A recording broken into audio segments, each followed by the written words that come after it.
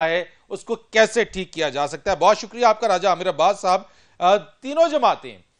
चाहे मुस्लिम लीग नून हो, Pakistan peoples party और अब पाकिस्तान तहरीक इंसाफ जो हुकूमती जमात भी है, उनकी जानिब से भी कुछ रद्द-ए-अमल आ गया नैब के ऊपर और हेलीकॉप्टर रेफरेंस के ऊपर। मुझे यह बताइएगा कि नैब की कारकर्दगी से ये तमाम मुतमईन क्यों नहीं है? देखिए, इसके टू प्रोंग हम इसको ले सकते हैं।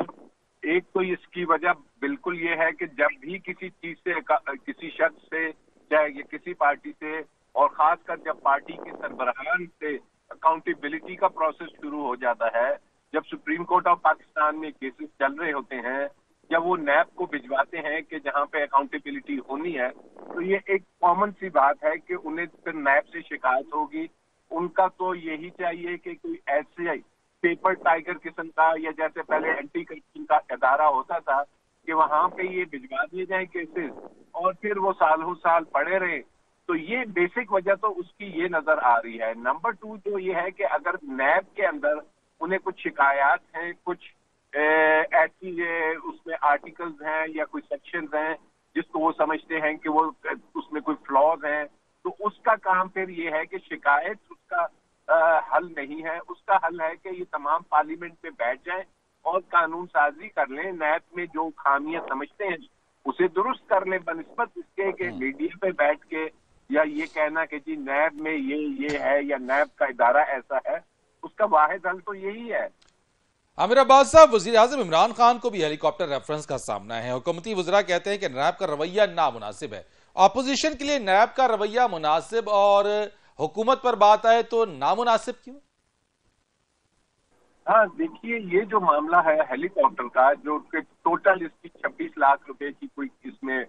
लग रहा है कि अमाउंट इन्वॉल्व है, तो जो मुझे समझ में आ रहा है कि हुकूमत का इदारा या हुकूमती जो एहलकार है या जो मिनिस्टर्स हैं, वो शायद इस तरफ अंदिया दे रहे हैं कि 1-1.5 साल हो गया है ये केस है, तो नैब इस केस को डिसाइड कर ले कि आया कोई इसमें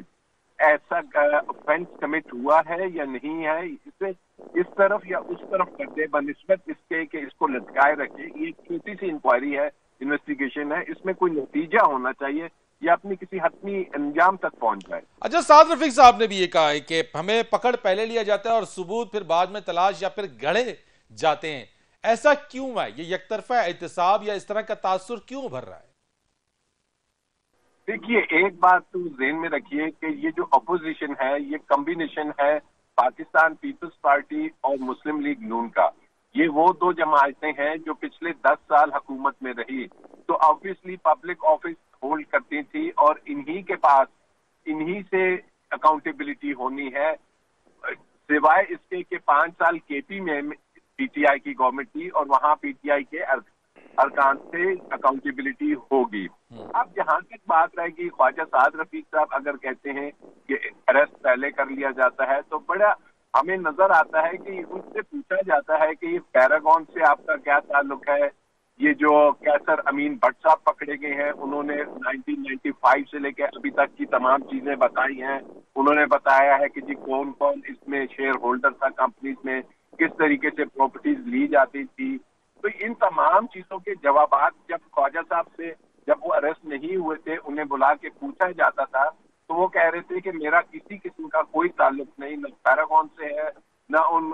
एकड़ों के हिसाब से जमीनें जो निकली है। तो अब ऐसी सूरत हाल में अगर नैब अरेस्ट करती है, तो नैब को ये जो पावर है ये कानून ने दी हुई है, इसमें मैं समझता हूँ कोई इलीगैलिटी या कोई कानून को बेजा इस्तेमाल नहीं किया जा रहा। राजा आमिर अब्बास साहब, अगर नैब से कोई भी मुतमईन नहीं तो फिर एहतसाब कैसे होगा?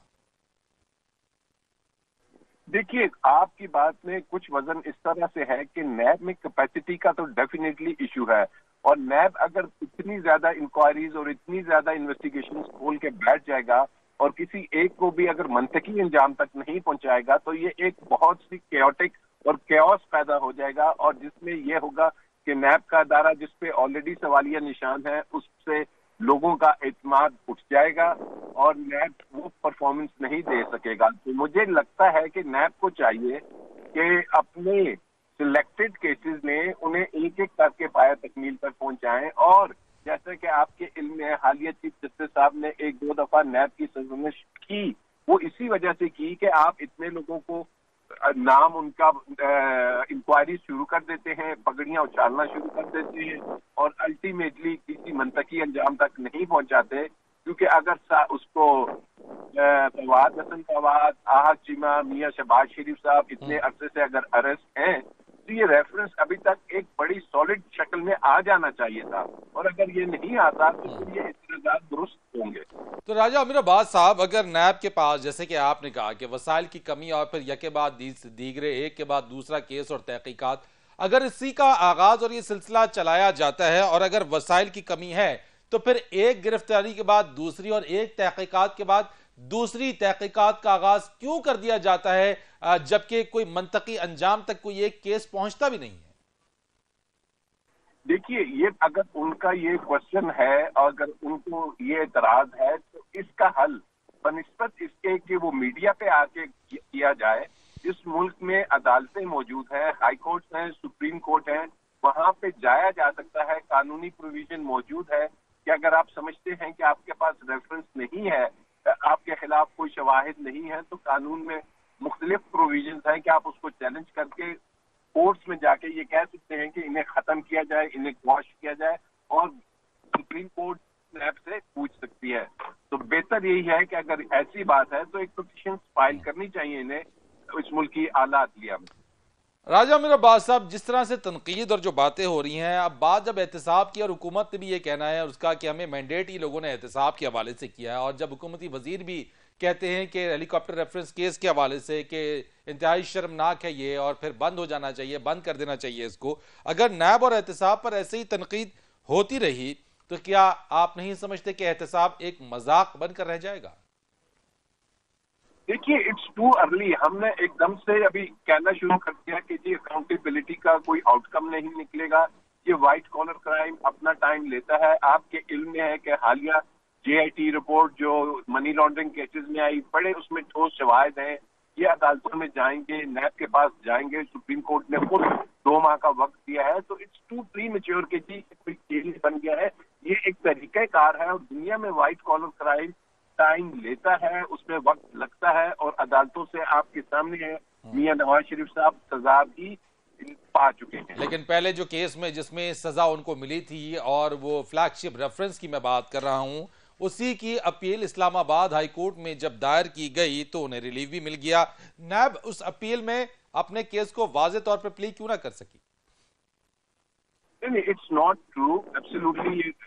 ادھر اپیل ابھی تک چلی ہی نہیں ہے۔ وہاں پہ صرف جو ایک ہمارے قانون میں سسپینشن آف سینٹینس کہ جب تک اپیل چل رہی ہے ہمیں بیل کی ایک فیسلٹی دی جائے، انہوں نے بیل کی حد تک اس سینٹینس کو سسپینڈ کیا ہے، نہ کہ کنوکشن کو سسپینڈ کیا ہے۔ کنوکشن بھی موجود ہے، جرمانے بھی موجود ہیں، وہ فورٹ فیچر آف پراپرٹی کے وہ تمام آرڈرز موجود ہیں۔ تو جب یہ اپیل چلے گی تو اس کے بعد ہی اس کا حتمی فیصلہ ہوگا، اور ایون وہ جو انہوں نے اسلام آباد ہائی کورٹ نے فیصلہ کیا ہے، سپریم کورٹ میں نیب اس کے خلاف گئی ہے، اور اس میں کافی اسٹرانگ آبزرویشنز آئی تھی جب وہ کیس۔ ٹھیک ہے، آپ کہہ رہے ہیں کہ نیب اس کیس کو، اس معاملے کو لے کر سی کی اپیل کو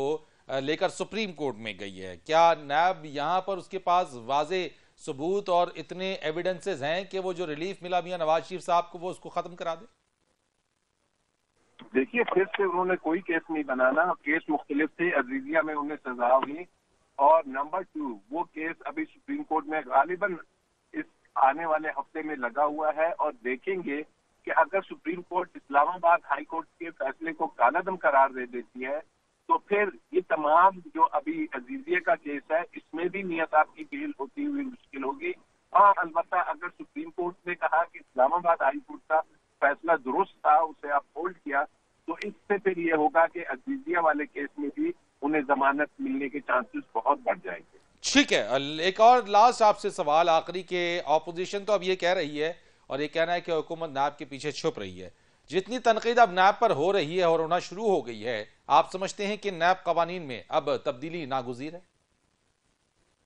دیکھیے، 2 باتیں ہیں۔ ایک بات تو یہ کہ جی یہ کہا جاتا ہے کہ حکومت نیب کو استعمال کریے، نیب ایک انڈیپینڈنٹ ادارہ ہے اور کسی بھی قانون کے تحت وہ حکومت کے نیچے نہیں آتا اور نہ ہی کوئی حکومت اس کو انفلوئنس کر سکتی ہے۔ نمبر 2 جو نیب میں چینجز آنی ہے وہ چینجز آبویسلی پارلیمنٹ تیار ہے، پارلیمنٹ سے ہی آنی ہے۔ اب چینجز اگر تو جیسے اپوزیشن کہتی ہے نیب ایک کالا قانون ہے، اسے ختم ہونا چاہیے، تو وہ پھر میں سمجھتا ہوں اپوزیشن کے پاس اتنی اکثریت نہیں کہ وہ اس کو